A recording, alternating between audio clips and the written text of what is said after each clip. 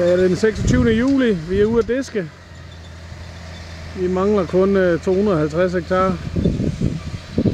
På trods af, at det er meget tørt og støv, så falder jorden egentlig ret godt. Og som I kan se, det opblandingen den er også fin. Og det er den gode gamle 310, som har disket det hele i år. Fint nok at få nogle timer på den også igen.